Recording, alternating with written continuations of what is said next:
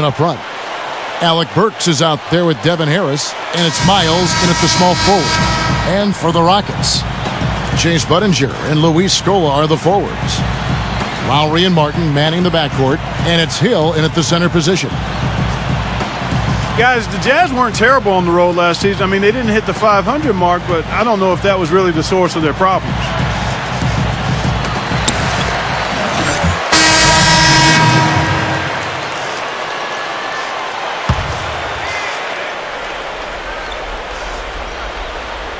Here's Lee. Back to Williams. Good ball movement.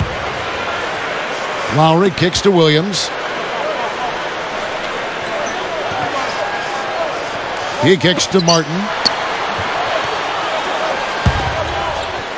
Lowry up top, guarded by Harris. Clock at 4. High post try. Rebound, Utah. Well, one thing about the Jazz on the road, Clark, they fouled so much last year, they wouldn't get the same calls as the away team. Yeah, they fouled a lot. They were right up there near the top of the league. And when you do that on the road, when you foul and you're sending the home team to the line, that allows that team to get back defensively on every possession. That's a tough way to win. They've got to get better defensively this year. Now we'll go to Doris Burke, who had a chance to talk with head coach Kevin McHale. Kevin, he told me that they'll be looking to keep things moving quickly on the offensive end in order to negate some of their opponent's shot blocking skills. He feels that if they can keep them on the move and off balance, they'll be able to keep their leapers from turning away shots. Guys? All right, Doris, thanks. So, Clark, they're thinking mainly about how to tackle the defense they're facing. It won't be easy, Kevin. I mean, they're going to have to take a few body shots before it's all said and done. It's going to be a battle. Steve? Yeah, I like that, Clark. Body shots. I mean, go inside early. Try to pound them inside, and then you can play inside out at that point, but try to soften up that defense and make them move around a little bit. Lowry really came into camp in great shape last year and took that starting point guard job from Aaron Brooks. And he really turned things on after the All-Star break. Had a great March and, in fact, won his first NBA Player of the Week during that month. Here's Millsap. No luck. And the Rockets going the other way now. Martin for 3. And again, it's the Rockets from deep. You know, guys, he's always looking for that open 3. I mean, that's his strength. And sometimes the best time to get the 3 is in transition. Steve was just talking about Lowry, Clark. He really turned it on as the season winded down. Well, you know what, Kevin? Last March, he averaged almost 20 points and 8 assists a game. I mean, those are big-time numbers. And he showcased what he can be with expanded playing time. And it's Miles missing. Rockets trail. This is their second game playing the Jazz this season. Well, looking back at that last game between these two teams, they lost the game. I thought the difference was they were badly out-rebounded inside, and it's so tough to win a game when you can't secure that ball. Now here's Williams. 14 points from him the last game against the Kings in Sacramento. Now, that's a clinical example of how to get up into a shooter, how to close out on a great shooter. Any effort short of that, and the shot is probably going down.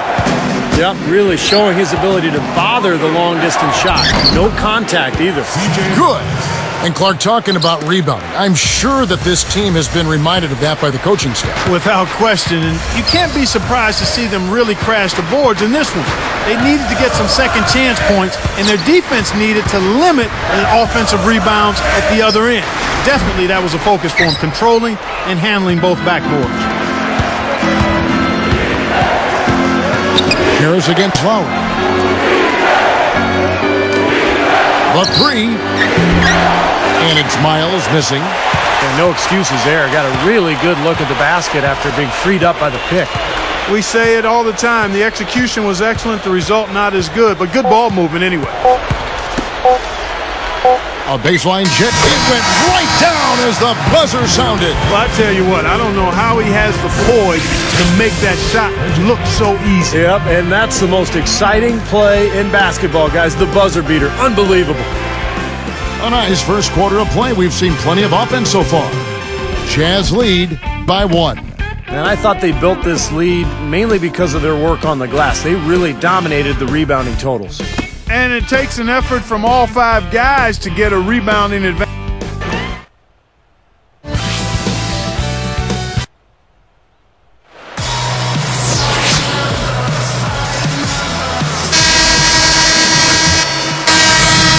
And the first half is now in the books.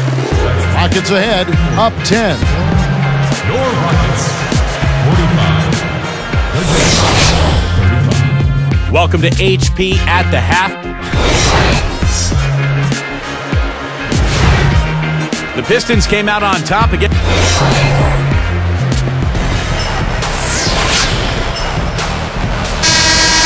The second.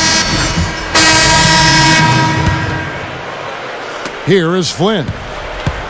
Taking a look at the Jazz. Welch in at shooting guard. Hayward out there with Favors. Then it's Earl Watson. And it's Burks in at the small forward. And here is Flynn. Out of bounds. They'll keep possession. I like what the Rockets have done with their roster. They've got a lot of talent, but in a league where superstars really put you over the top, that's one thing Houston has not been able to accomplish, finding a star player. Burks, covered by Martin. Watson with it. Favors against Dallenberg. Tries again. Favors can't get it to go. Difficult shot from mid-range, and the defense was all over him. Oh, I like the close out there, Steve. Well done. Steve is a GM formerly in this NBA with Phoenix. You know all about that, trying to get other players to come to your team. And last season, the Rockets certainly were in the mix for Carmelo Anthony. They've thrown their hat in the ring, Clark, trying to get some star players down there. Yeah, they have, but, you know, the right deal just didn't seem to present itself. They've said now they'll try to build around the pieces they have. But with that minutes crunch, no surprise to see them keep trying to land that big-time star. Hayward drops it in from 12 feet. Carving them up inside there, Kevin. I mean, the defense has been vulnerable in there. Yeah, that's 3 straight field goals in the paint area. That's really good offense. Flynn the pass to Martin. Feeds it to Dallenberg. Shoots. Off target with the jump hook. You'd expect him to nail that one being that close to the hoop.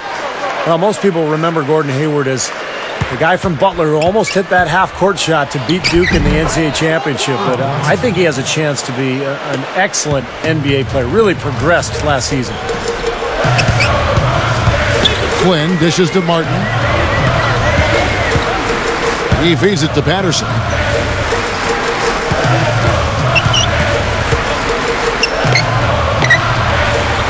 Just 5 to shoot.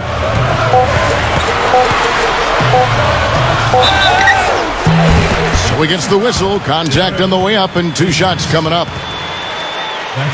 And Steve, you scouted Hayward when he was at Butler his freshman year, of course, a great shooter. Then he struggled with his shot when you scouted him as a sophomore at Butler. So, Clark, the question for you is, was his freshman showing a mirage after you watched him last year in his NBA rookie year? Well, based on that season, it looks like it was not a mirage. I mean, he shot 46% from the field and 43% from the three-point line. If he can maintain those marks, I think he's going to be all right, Kevin. Oh, those are nice numbers. Very nice.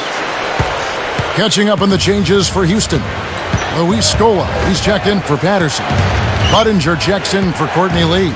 And it's Lowry in for Johnny Flynn. 18 feet away, the offensive rebound.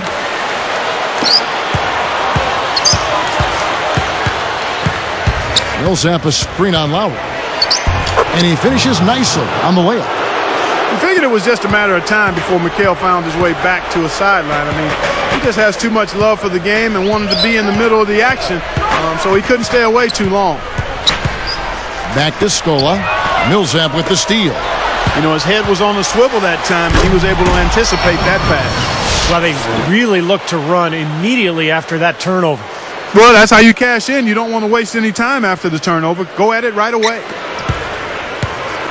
Rockets leading by 3.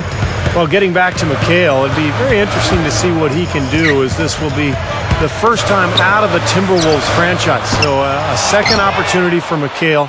And I think his strength is actually coaching. I think that's what he's best at. So this could be a very good fit for him and for Houston. Outside Jefferson. He passes it to Miles. 6 on the shot clock for the tie. And that one's good. C.J. Miles. Miles has got 10. We've got 22 seconds left in the third.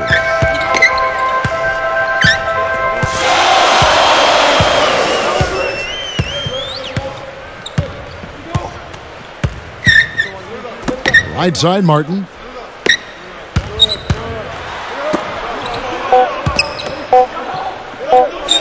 Over Millsap.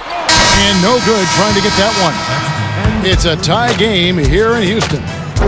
Really an incredible game from Kevin Martin. Yeah, the points are...